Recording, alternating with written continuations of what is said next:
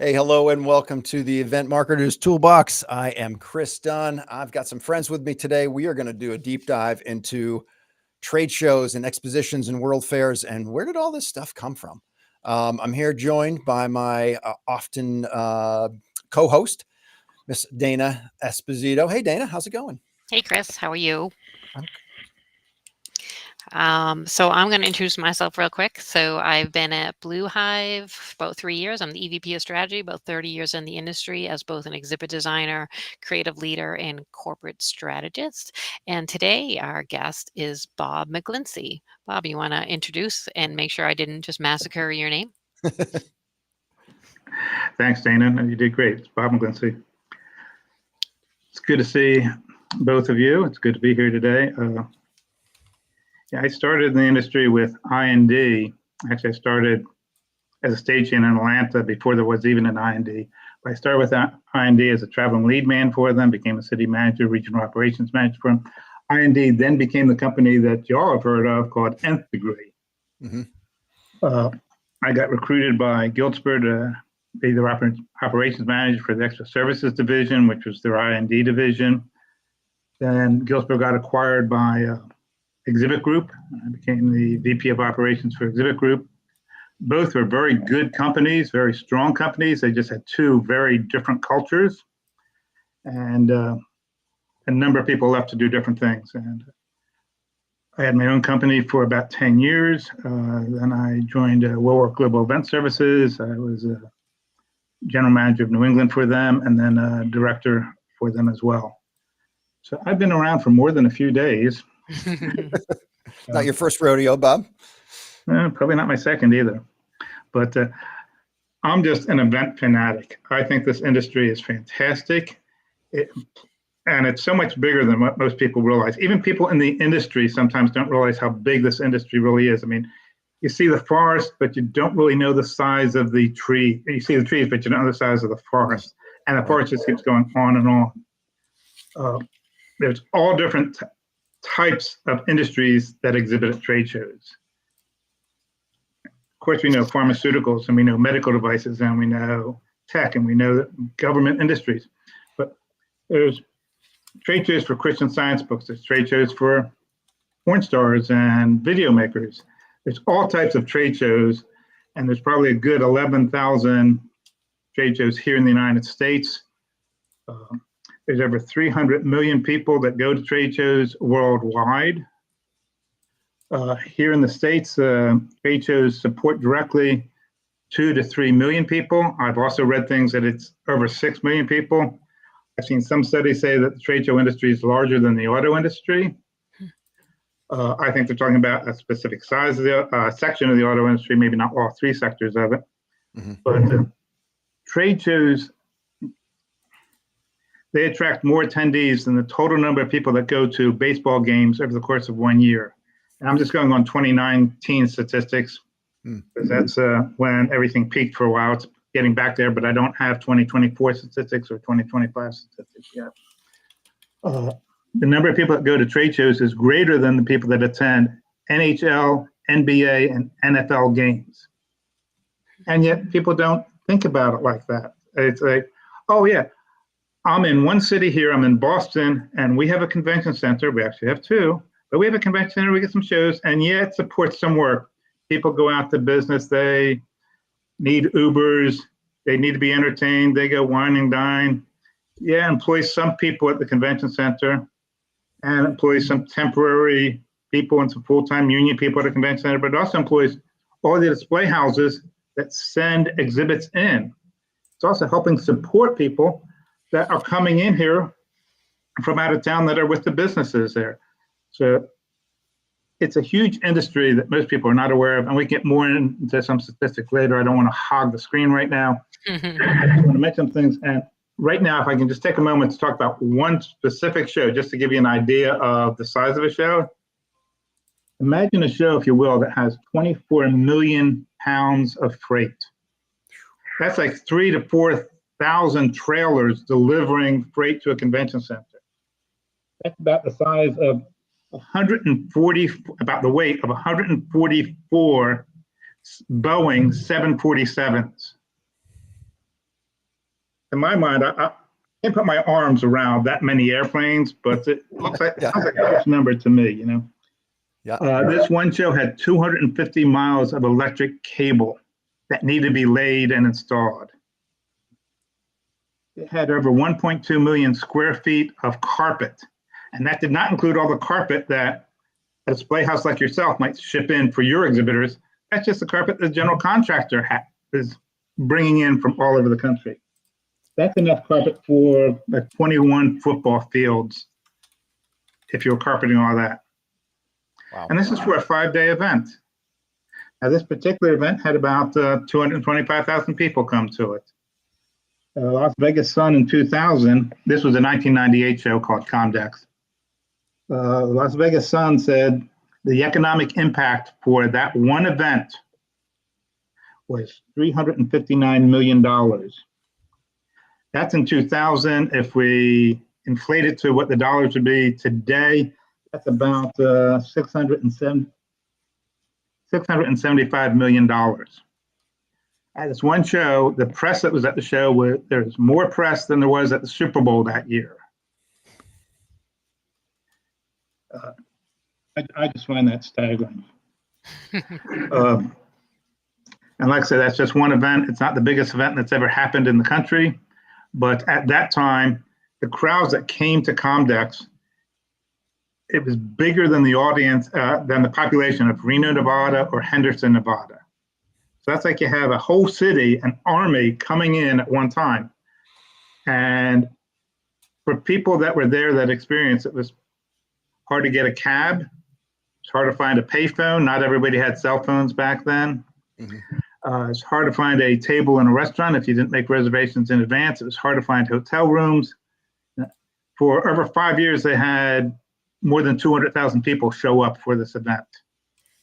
Now, of course, CES is a huge event now.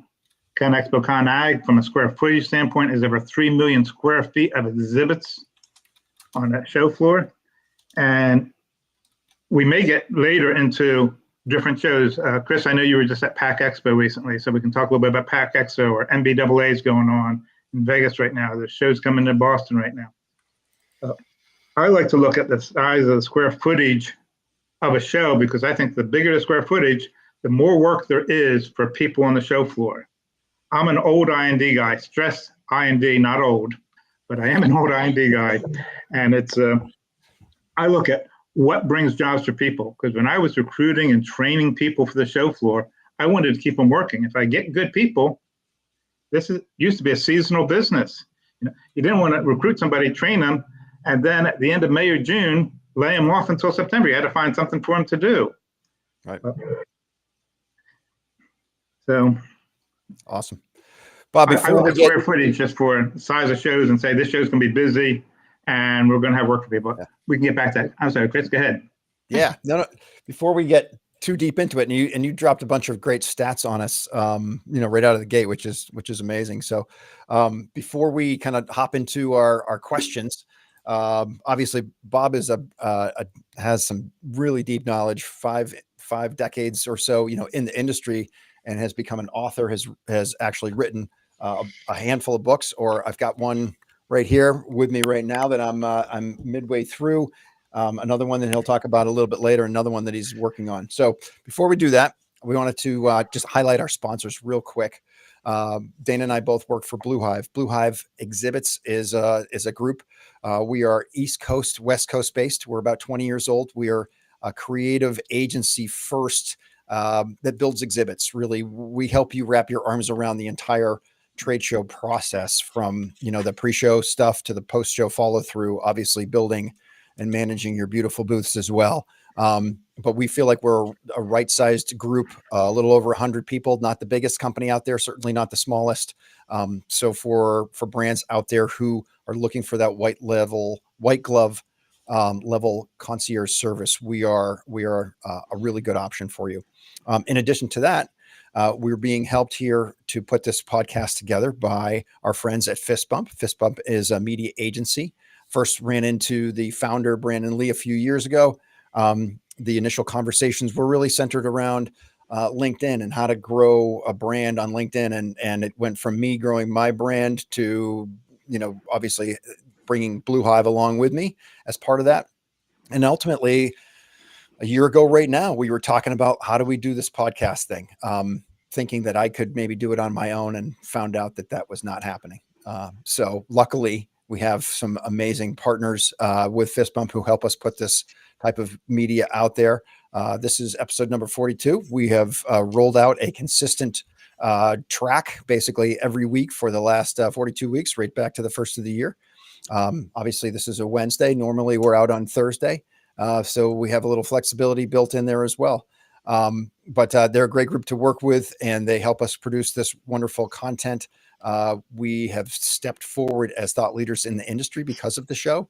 And if you're a business out there that's looking to kind of, be thought leadership, kind of lead with, with that media first mentality and create the content from there, Fist Bump is a great group to get in with. So I've been talking for quite a bit. I'm going to kick it back to Dana, and we've got some questions for Bob. So this is a live show, and we'd love to have anybody who's listening in drop questions into the chat, and we will see those. And hopefully those will be something that we can, ask Bob or kind of put out there.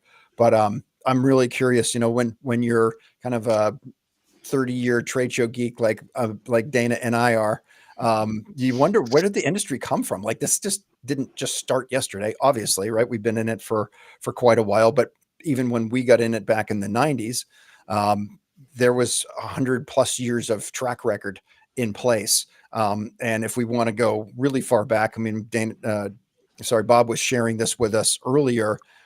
We're talking 3,000 years ago in Mesopotamia, when there was open air markets, around the temple, that people were selling their wares. So the roots and the history of this industry go really deep. But Dana, why don't you start us off with some of our questions for Bob? Sure. So I'm really glad to have Bob on the podcast today, because I am not just a trade show nerd, I'm a history geek. So talking to someone else who, Bob's done a lot of research. These aren't a lot of the things he's going to share with today are not like just his opinion. He's got stats and data because he's, an author. And in order to write something, you really need to completely immerse yourself in it. Plus, he's got firsthand experience in the industry. So Bob, I know right out of the gate, you had talked a little bit about like size and significance of trade show exhibits and, people gathering together. But I basically just want to open the gate for you. And if you wanted to go back to either the size and significance, or if you really wanted to kind of start going down the history and heart of trade shows, how they began and why these events have been critical to business and innovation and cultural exchange, since the dawn of history, really. Okay, I think I can do both fairly quickly. First off, I just want to mention that this industry in the United States, it creates millions of jobs. It generates billions of tax dollars. It generates hundreds of billions of dollars of business sales. It's a huge business, but most people don't realize it. And even if they're familiar with one section of the industry, say, my ex-wife works for Boston Scientific, and she's aware of medical shows, but she wasn't aware of all the other type shows that there are in the industry. So it creates a lot of jobs, a lot of opportunities for people. It supports a lot of families. I do want to touch base a little bit on the history. As Chris said, you can go back 3,000 years to look at marketplaces in Persia. You can look at marketplaces in Athens and Rome. There were champagne fairs going around Europe. I would say the first trade fair was the Frankfurt Book Fair in 1462. That displayed the first printing press.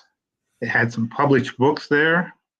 And that fair ended up getting other fairs in Italy after that, and also other fairs in Germany.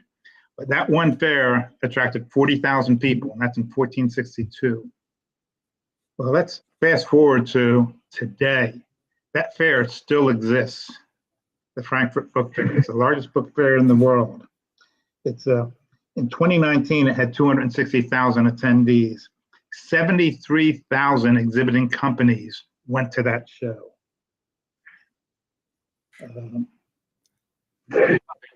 Has that been, Bob, continuously running? Not sure every year. There's been gaps. World War II would be one significant gap. it wasn't every year in the 1400s, but it was a series of fairs going on and almost continuously. And Frankfurt also had the first market in a city that was recurring every year. And that was earlier in the 12 or 1300s that started doing that. It was once a year, then they had a spring market, then they had a December market, then in Germany they had another Christmas market. So those were going on, but people found that, oh, if you have an event, it might be a sporting event, might be a religious event. If there's people there, maybe we can bring things in. We have a Boston Marathon in Boston, obviously. There's a nice little event there at the Heinz that Nike and Reebok and 100 other exhibitors exhibit in just because there's a crowd there and people come by to look at new product and actually to buy product. We have the regatta coming into Boston right now in the middle of October. That's bringing in crowds. People set up pavilions there, and companies like Rolex will show products. It's not a trade show, but it's related to trade shows, and people in the trade show industry need to build exhibits for these type of events. But so that was Frankfurt. Yep. After that, there were industrial expositions. In France, there was a series of 11 expositions, and they started out with fewer than 100 exhibitors, and they got to the point where they had to turn exhibitors away when that got up to the point of 5,000 exhibiting companies wanted to go to one show in Paris. And they had to close it down and say, you can't exhibit here this year. So that was tremendous growth for them, but they only allowed French companies to exhibit in their show. Well, Prince Albert, who was married to Queen Victoria, had the idea, well, let's have an international event. And they might have gotten it from the Paris show because they actually had invited Algiers. But in 1851 in London, there was an event. They invited 44 different countries to exhibit there. There were over 14,000 exhibitors showing off 100,000 products. This is a huge show. It's 20 acres, 19 and a half acres under one roof. And they thought it was a good idea. There were a lot of people that liked the idea. A lot of foreign companies wanted to exhibit there. A lot of English companies, even before the place was built, even before they had a show, companies had committed to 500,000 square feet of exhibit space at the show, even though there was no show and there was no building, but there was an interest from business to be there. The politicians didn't like the idea. The press didn't like the idea. Prince Albert, Henry Cole, Queen Victoria, they liked the idea. So it was decided, well, how are we going to build something? There was a lot of procrastination going on. A year before the show was opened, and they had already sent out invitations for the show, foreign countries said, we want to exhibit. We're going to travel there. We're going to send businesses there. There was no building for the show. Now, this was going to be the biggest show that in the world. They wanted bigger. The biggest show before that attracted 1 million people in 3 months. This was going to be a 6-month show.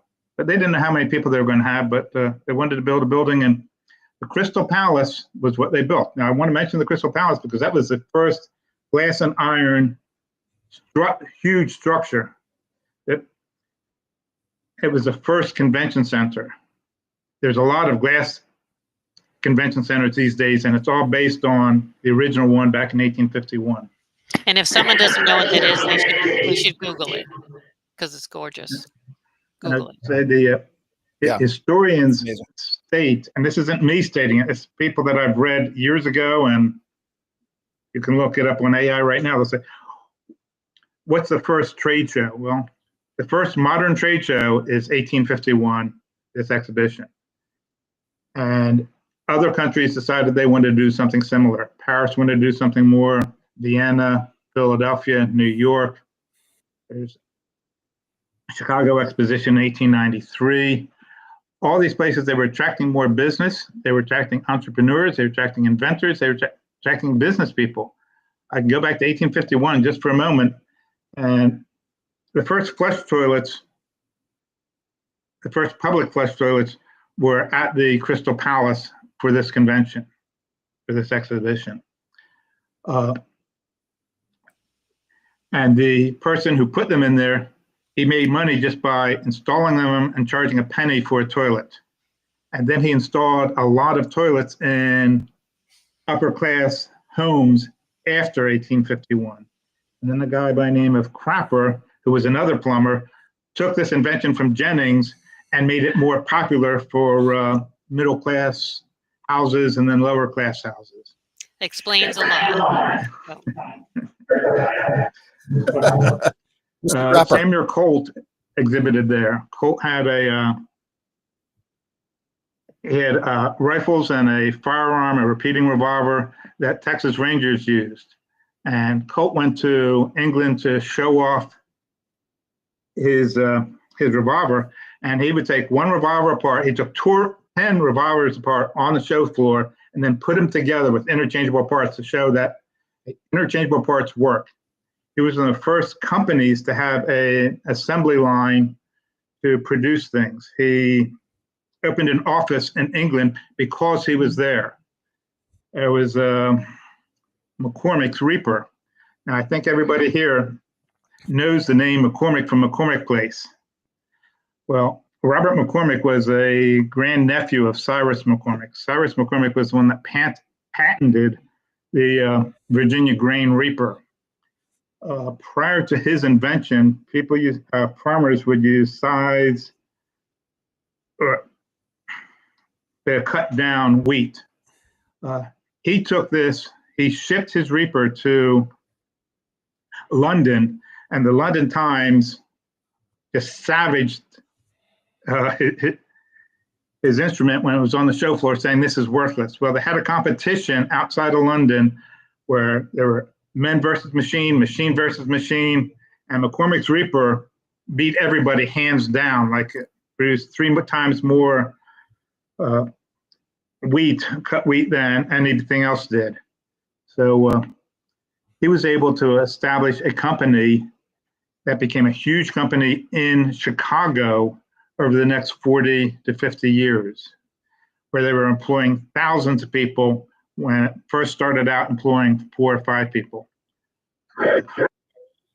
That would be that's International Harvester today. Yes. They started exhibiting in San Francisco and then in New Orleans under that brand name. So there's companies that just start on the show floor. I had mentioned the Comdex show before. I just want to mention one other company, that Compaq Computers. They were a group of Dallas entrepreneurs that had a startup at Comdex. And in 5 years after they first exhibited at the show, they were a $5 billion company. And then they sold to Hewlett Packard for, I think it was $24 billion. And now those numbers, you can probably double those numbers for what it's worth today, for what a dollar would be worth today. So there's a lot of different companies that started out at trade shows. Singer Sewing Machine, Singer came from Boston. He exhibited in New York prior to London. He exhibited in London, and then he established this big corporation. It was the first multinational corporation in the world. And they were huge. They made a huge difference just in the world economy, just in the world of textiles. Yeah. Bob, earlier before we started going live here, we were talking a little bit about this, and it's like the saying, what's old is new. Like these same types of things are happening. Companies are leaning in, using trade shows as a vehicle to get their message out there, right? And we have so many more channels now than they ever had in the past, right? You're in the 1850s. You don't have the internet. You barely have, you have newspaper and magazines and so forth. But we have so many more tools now. And we'll get later to how multiple times throughout the recent history, the invention of the internet, and then, the Zoom calls and everything. There's all these things that have happened. People keep saying like shows are going to go away because we don't need them anymore because we have these tools. But at the end of the day, even going back so many years ago, centuries ago, it was gathering people, sharing ideas face to face, human to human. And we can't duplicate that in any other way other than having, these gatherings. So, the history is really cool. Companies that have leveraged trade shows to kind of move the needle. And then you look at, kind of your message here is it's not just the trade show, but it's the ripple effect that happens from that. Absolutely. A business grows from 0 to 5 billion in 5 years. How many jobs did that create? How many people, worked there? The people who bought the product, how much more productive did they become to then make their businesses more successful? So it's really kind of cool. I lead the sales team here at Blue Hive. And when we talk, we have our sales meetings. We talk a lot about like our customers and envisioning not just how are we helping our customers on the trade show floor, but how do we help them tell their story so much better so that they're attracting more customers. And then, this thousands of ripples that are happening, literally at the trade show as people are having those conversations and growing their business and supplying products and services that other companies need. And it's just, it's really crazy and cool how this woven fabric that this emanates from things like shows and expositions that really kind of drive economy globally. Just want to back up a second to in 2000, I was speaking at the TS2. TS2 was a trade show about trade shows sponsored by the Trade Show Exhibitors Association. At that time, as we were presenting, there were people talking about the internet's going to kill trade shows. Yeah. And that was one of the topics at the show. And I was saying that face-to-face is always going to be important. We can back up to 2020 during the pandemic. There's not going to be any more trade shows. Everything's going to be virtual. And there is a place for virtual trade shows, and there's definitely a place for hybrid trade shows. But I think it all comes back to face-to-face matters. We're human beings. We like human connections. It's important to develop trust when you're selling something, when you're presenting something, when you have a product that's really beneficial to other people. But if you don't display it at a trade show or in some manner, I could have the best invention in the world, and it doesn't matter what it is if nobody knows about it. Thomas Edison was a fantastic marketer. He was a self-promoter. He had over 1,000 patents. I mean, he was a wonderful inventor. He's a very smart guy, but he was a good promoter, and he believed in the value of going to trade shows, not just World's Fairs, but electrical exhibitions were like the first industry-specific trade shows, even before there were bicycle trade shows, before there were car trade shows. But I just want to mention one other thing on the significance of a show. One more example is I want to talk about the Paris Air Show. The Paris Air Show developed from the Paris Car Show. They spun off in 1909. Before that, it was part of the Paris Car Show, and before that, car shows were actually part of the 1900 World Fair Exposition. But in 2019, at the Paris Air Show, there were $140 billion of sales orders written on the show floor. It attracted over 2,400 exhibiting companies. It was over 316,000 attendees at that show. And this has been an ongoing show every year since 1909, except when wars or I don't think pandemics interfered with it, but except for occasional lapses, this has been an ongoing show, and it's a very successful show. And shows today, businesses want to go there to promote their products. They have to show off your products. And when they go there, it supports a lot of jobs. It's all the laborers, all the installers at show sites, whether they're unloading freight, installing an exhibit, doing the electrical, it's supporting their jobs. It's supporting jobs of people that work at the convention center and are in the convention visitors bureau. But it's also supporting jobs for people that are coming into the town that want to be entertained. You need your Uber drivers, everybody that's in a restaurant, the hotel workers. When you have 100,000 people coming into a city, it makes a huge difference, and it's supporting a lot of families, and it has a huge economic benefit. Trade shows help run cities. I sound like an exorcist. Trade shows help run cities, absolutely. Yeah. And as trade shows developed in the 1950s, 1960s, and 1970s, seeing new convention centers being built up. And you had mentioned the book previously, and I just want to mention that I'm the co-author of The Invisible Industry along with Larry Kulchwick. Larry was the president of EDPA. He was the president of IFAS. He has another book out on international shows. We wanted to talk about the impact this made on the industry, on the country, I mean. So you're seeing convention centers being built up, not just McCormick Place in Chicago, but you have Las Vegas, and then you have convention centers in California. Atlanta was a big convention center, then Orlando grew, and then New Orleans, and Orlando keeps growing and growing and growing, and Orlando and Vegas are the two biggest convention centers, and they're bringing people into the city. It's not just people go to Vegas to gamble, people go to Vegas for conventions. People don't only go to Orlando for Disney, people go to Orlando for conventions. It has a big impact on just supporting families, just jobs in general. So it's a huge trillion-dollar industry that, like I say, a lot of people are not aware of this, the extent and scope of the total industry. Yeah. Bob, the title of the book is The Invisible Industry. And I think I'm thinking back 5 years when the pandemic happened, right? Anybody who was involved in the industry, all of a sudden was out of work, right? Companies closed, furloughed. And granted, we weren't the only ones. Obviously it hit related industries as well. Hotel, airline, of course.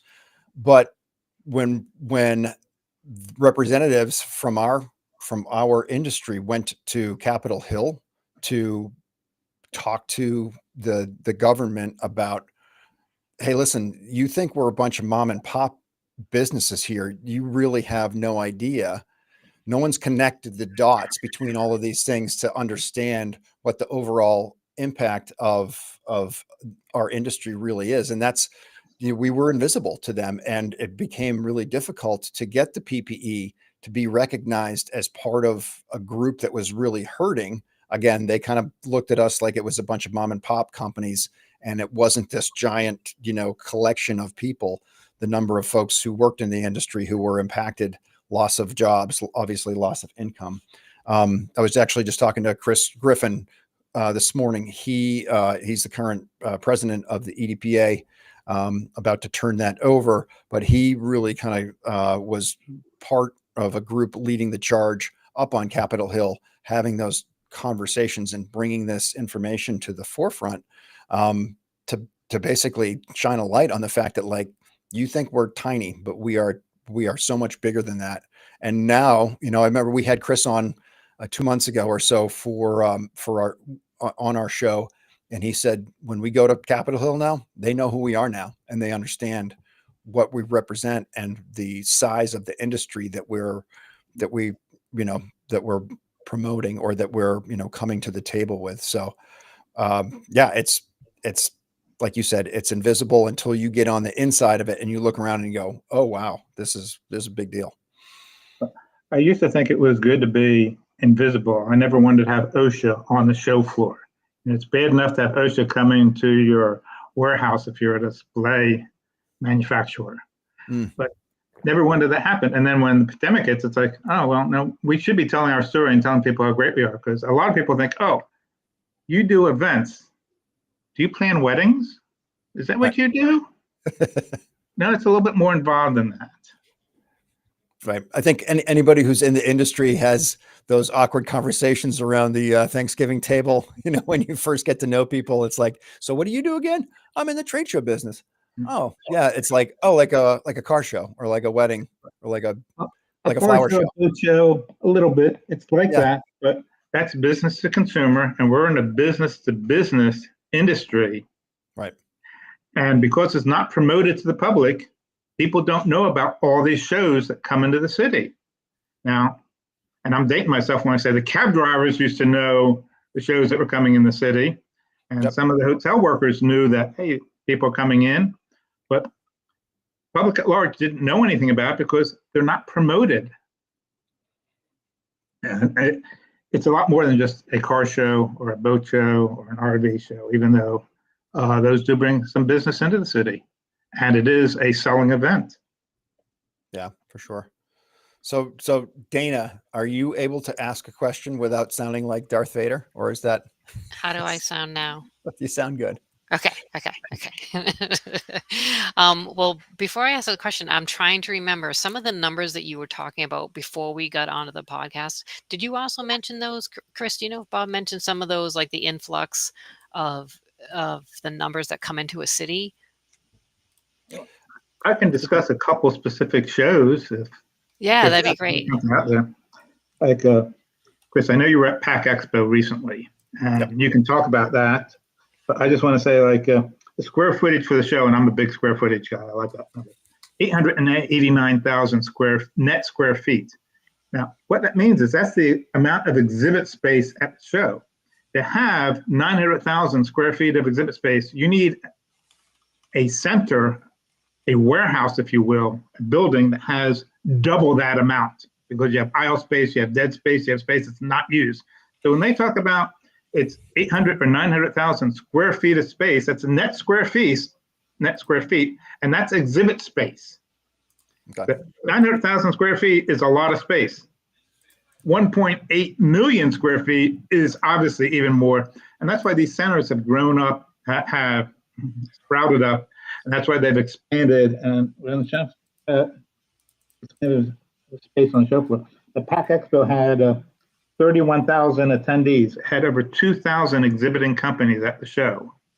And it's a large show, and the different shows, some shows attract over 100,000 people, some shows attract 2,000, 4,000 exhibitors, some shows have 100,000, 200,000, even 300,000 square feet of exhibit space. That would be ConExpo ConAg would be the largest one. That's a biennial show.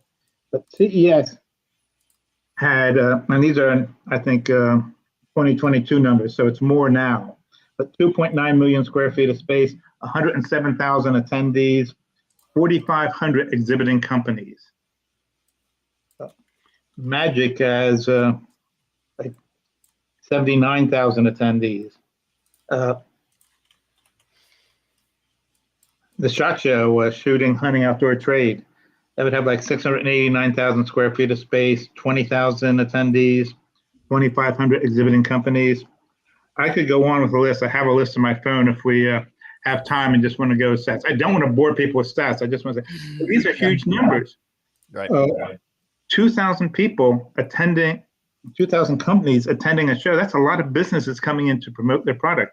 They're spending an enormous amount of money to go there. They're sending their teams in. They're hiring display houses in many cases to build these stunning brand architecture pieces to show off their product and to show off their brand. Now, why are they spending all that money? Because they want a return on investment. They want to show their product. They want to sell their product. And that's what a trade show is. It's bringing buyers and sellers together. Now, we like to complicate things in the trade show world. We call buyers and sellers. The buyers are the attendees. The sellers are the exhibitors. But it still comes down to, I have a product. I want to sell it to you. I want to show it to you. Maybe you'll be interested in it. It might be a personal computer. It might be a stent for a heart valve. It could be any number of different things, but I want to show it off to, whether it's the public or a segment of the public, these buyers, to say, hey, this is what we have. And that's why we're spending money as a company to go to a trade show, to exhibit, to let people know about our brand, let them know about our product, to sell the product, and then to sell more product. So trade shows work. I think it makes sense. I think it makes dollars. So I like to say trade shows make dollars and cents. Yeah. You know, Bob, when I was out in Vegas a couple of weeks ago for PAC Expo, I did a post about it. So I did a little bit of research, just Googled some things while I was there. Obviously the West Hall in Vegas is a big shiny new thing. It's been open for 4 years or so, I believe. That cost over $1 billion. They're currently in the middle of redoing North, Central, and part of South. They're investing another $600 million. So we think about, you know, cities are investing taxpayer money into improving their convention center. So that's over the past 10 years in Vegas, just the LVCC. And we know that there's there's convention centers everywhere out there. They're dumping 1.6 billion into something that many people, right, were saying, nah, we aren't really going to need shows anymore. Well, I think that the Vegas odd makers are doubling down on the fact that people are going to continue to need and want this face-to-face. So the industry itself is not going anywhere. It's morphing, it's changing. We have to do shows a little different than we did in the past. Costs are rising. This impacts how people go and execute and show their wares and tell their story. So let me pivot that into a question, Bob, if I could. So based on how shows started and maybe things that were learned in the early days of exhibiting, how have you seen things kind of change, morph, and propel us forward into this new way of exhibiting? And as I'm asking the question in my head, one of the things, and I always refer to this, I started in the 90s. The TVs were tiny, right? Little tiny screen with a big honking caboose. To put a TV on a wall, that didn't happen. You couldn't put a TV on a wall. You put a TV in a wall. You cut a hole and you build a shelf behind it, and you put a TV or a computer monitor inside this storage volume, and you have a little tiny screen sticking out, right? The invention of the flat screen TV, absolute freaking game changer as far as how we show and use video and digital on trade show floors. So anyway, sorry, I asked you a question and then I went off on another tangent. But what are some of the things that you've seen that are kind of moving the needle and changing the way that we go?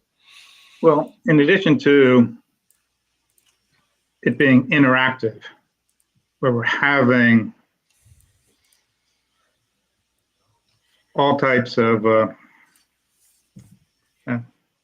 losing my thought here for a second, all types of AV and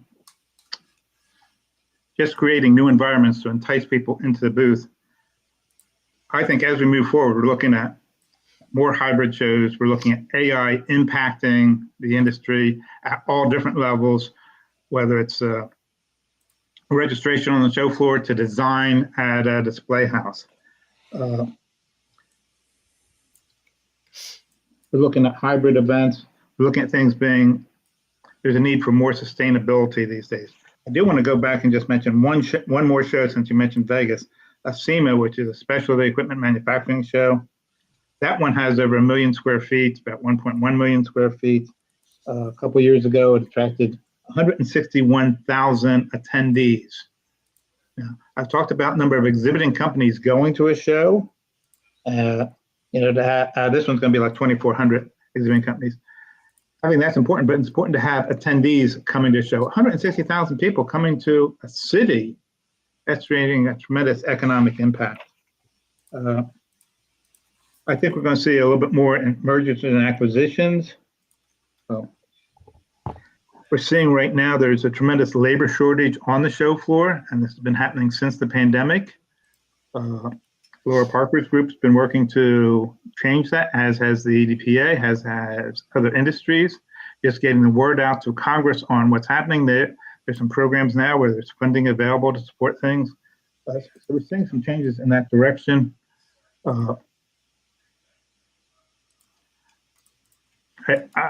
I do think just the way people are designing exhibits, the way you're including AV in exhibits, anything you can do to increase engagement, to increase the educational aspect of the industry, to improve reasons, increase reasons to continue it being a face-to-face business. I mentioned before, I think we all mentioned this, that we're all human beings. We like interaction. We need human support. We can't just say, we're going to do everything virtually. I can order some things online, but I still like to go shopping once in a while. Mm-hmm. And I love getting pictures. Humans, like, even introverts, still like being around people. And, I watched the Jetsons when I was little. I know that they talked about, like, you never, someday you won't need to eat in the future. You can take a pill and you won't have to eat. I can tell you straight up, I like the experience of eating food. So, I mean, humans need to be around people. And also, we tend to get screen burnout. I mean, I sit at a desk in front of a computer all day. I don't want to experience everything on a screen. I adore my phone. I read a lot on my phone. I contact people on my phone. I buy things through my phone, but I don't want to live completely through there because it's not a proper, true experience. It's the same reason why humans go to the beach. They want to feel the wind in their hair, the salt on their face, the sand on their toes. Humans seek experience. And the best way also when selling things to educate someone is to have an experience with that thing. I am so happy that they had toilets at some expo somewhere because someone said, yes, this makes sense. This is a good experience. Everybody needs them. Even through history, there were great inventions that were first displayed. I know Thomas Jefferson, when he was in France, he saw one of the first hot air balloons, and all of that ties into, the how aviation was developed. So, I think it's a great way to see what's next in the world. This is a great way to connect with people. It's a great way to not only, get brand awareness, but also find out what you want to be exposed to and invest in and buy and sell. And buying and selling sounds so cold. It just sounds like business, right? But also buying and selling is where innovation happens. It's how humanity moves forward. So it's not just the act of buying and selling. It's about the opportunity to have an experience, be educated, and be remembered. And that's the difference between a lot of things that we have in our world every day now versus 50 years ago, 100 years ago, etc. I like to think in terms of a live trade show. When people talk about, well, we could have a virtual trade show. I like to think, well, if you were to get married, would you and your spouse want to go on a live honeymoon? Or you would want to just be, across the continent, maybe you live in different cities at one point, and just have a virtual honeymoon? Yeah, let's just watch a movie about honeymoons. Let's watch a movie about honeymoons. That was going to be fun. Yeah, that's real. And that's humans. You can't change the way that we are hardwired in our DNA for sure. Bob, you hit on one of our questions was going to be advocating for the industry. We talked a little bit about Chris Griffin, Capitol Hill, Laura, and then also Laura Parker. I've met Laura briefly. What's her organization? And she's all about future workforce. Is that correct? Yes, it's EEWDF. It's a Workforce Development Federation. She's involved with establishing NACS codes with the government. So we are now an official industry as far as the government's concerned. Prior to 2000, prior to the pandemic, it was like there was no code for what the people in your shop do. There's no code for what people on the show floor did. They might lump them into one category or another, but had nothing to do with the trade show industry, which, as we've said, is a huge industry.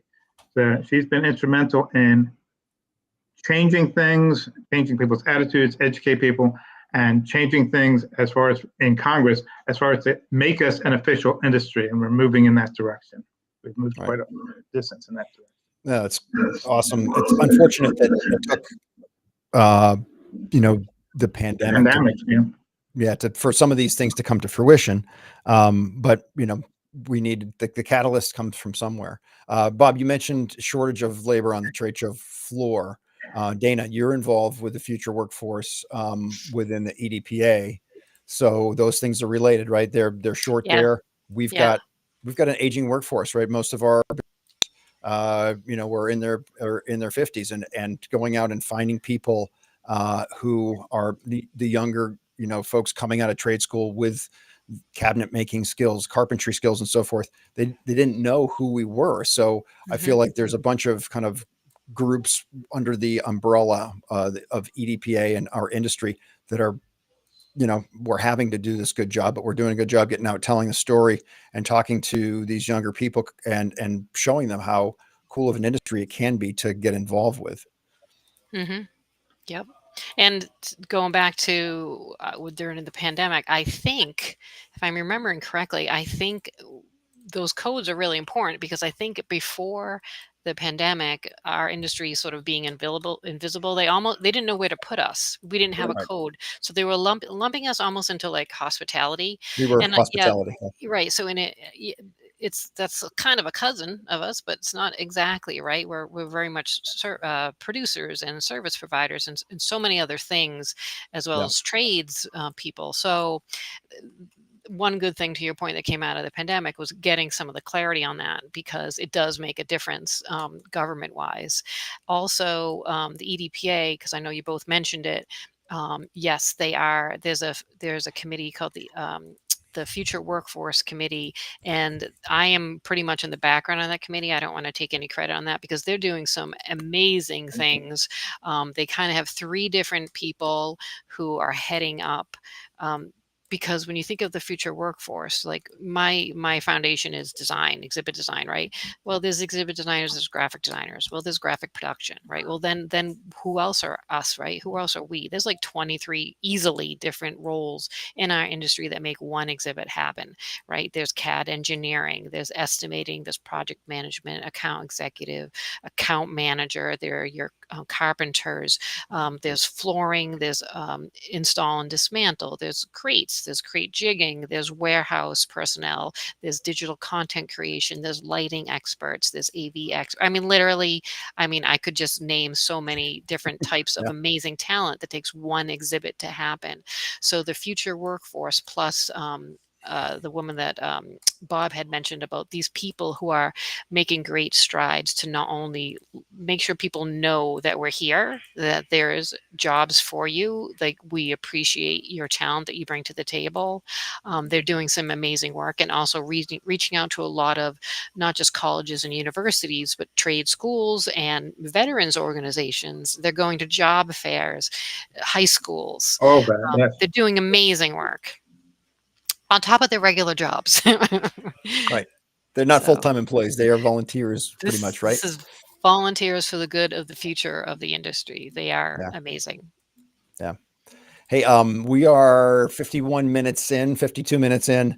We're going to start to wrap things up a little bit here. And as we like to do on the Toolbox, we like to leave our listeners with some valuable information, something they can kind of act on immediately or keep in their back pocket. So, Bob, a couple of reflections on something in particular, takeaways, if you would, that we could leave our folks with. Now, a couple quick things. I'd say, and historians state this isn't my original idea, the 1851 Great Exhibition was the first modern trade show. The Crystal Palace was the foundation for all the glass convention centers that we see around the world today. So I think that's a couple things to look at.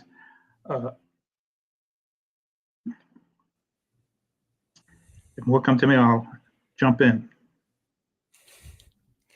Yeah, it was. I mean, the story of the Crystal Palace, and everybody, feel free to look it up. Actually, feel free to get Bob's book because he does a great job of showing that. We got a QR code that's on the screen here.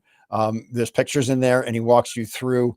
It's as you were describing early in the show, you were describing the fact that within with only a year to the exposition, they hadn't even broken ground. They hadn't started building this. It reminds me of some of our clients these days who give us like a week to build a booth.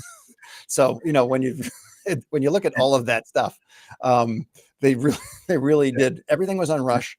I was reading about it. At one point, they had like 40,000 workers on the site, or something like that, or maybe 4,000. But it was pretty. It was a pretty big endeavor, and they wouldn't have got it done if the prince hadn't put his foot down and said, "We're definitely doing this." And I like to think that's the world's largest I&D project because it was a modular built construction. Right. And Temporary structure. The only way they were allowed to build it in Hyde Park is they had a promise they would tear it down after the show. Yep. So 6 months after the show, they dismantled it, moved it to another section of London, and then build it as an even bigger structure. Okay. So, and then that lasted until it burned down in 1935. But I also want to mention that World's Fairs And ideas, innovations, inventions that were displayed there have changed the way we live today, whether it's telephones, elevators, telegraph, Toilets. okay, but touchscreen TVs, they were displayed in Knoxville in the 1880s at a World's Fair. Air conditioning at a World's Fair. Electricity at a World's Fair. Cars had car shows, but they became more popular in 1904 when they were displaying in St. Louis, and in 1915 in San Francisco. And these car companies were spending, at that point in time, millions of dollars to display things. General Electric spent millions of dollars just to go to the Chicago 1893 show. So companies in the past and companies today spend money because trade shows work. It makes dollars, it makes sense. And that's SENSE, not CEN, not just CENTS. Both kinds of sense. That's it. Absolutely. So awesome. Well, we've got the QR code is up. You can click that. You can go check out Bob's work. Again, The Invisible Industry. Bob, you've got your more recent book with you as well. Let's take a peek at that. I don't know if you can see this. Here we go. Yep. Okay. Expositions and World Fairs. How does that book differ from this guy that I've got here? Some of it is a little bit similar to the beginning of that, but it talks about different shows as well, especially shows in France, but goes more into the inventions and things that were change makers in the mid 1800s. So it'll tell stories about Alexander Graham Bell, it'll tell stories about Elisa Graves and Elisa Graves Otis and the Otis elevator. It'll talk to stories about how Singer sewing machines became a multinational company. It'll go into greater detail about all those. It talks about Queen Victoria. Joseph Paxton goes into great deal on that, who was the architect for the Crystal Palace. And he was dismissed by all the architects of his time. It'll talk about Napoleon III. It'll talk at length about Thomas Edison and a bunch of electrical shows there. So it goes into different type of detail that you don't find in the invisible industry. And this book is just a precursor to Expositions and World's Fairs in the United States, which is going to talk about 33 World's Fairs here, including World's Fairs that, although maybe they lost money at the time, they employ people just like trade shows do, but they created convention centers. The convention center in New Orleans sprang out of the World's Fair in New Orleans in 1984. Same thing with Knoxville. And there's other World's Fairs where they actually had a real impact on future trade shows in their city. I mean, it's all related. Events in general, right? They're all related. We think about, FIFA is coming to US next year for the World Cup. And brands recognize, to your point, there's going to be an awful lot of people that are going to gather around there, and companies, we're involved in things. We're having conversations with companies from overseas. Let's make activations that are built around catering to the crowds that are going to be generated, by these sporting events. So as you mentioned, they're a close cousin, right? And smart brands look at all of that, and they don't just think just about trade shows, but they think about wherever people are gathering that we might want to talk to that are potentially within our ideal customer range. It's worth investing in money to get out there and tell our story and get that message out. Where there's crowds, there's opportunity to sell business. There's an opportunity to promote one's brand. Absolutely. All right. Well, we're going to end on that fantastic statement, I think. We've had a little challenge with some audio here, but hopefully folks who are listening and watching live have enjoyed. This show also lives on forever here on the internets, which is great, right here in LinkedIn, as well as on YouTube.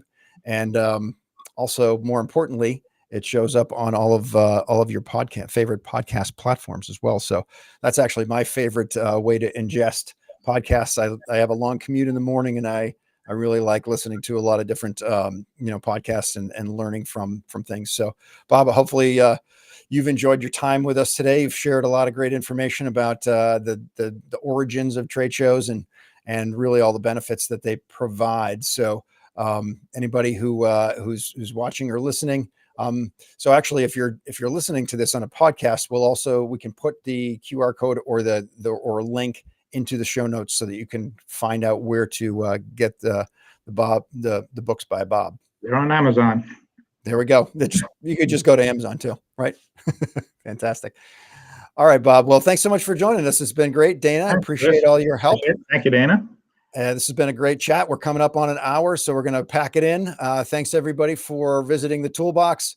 Hopefully we've helped you sharpen up your marketing and your event related tools. And until next week, we will see you again around the Toolbox, and have a great rest of your week. Happy eventing, everybody. Take care. Bye-bye. Great day.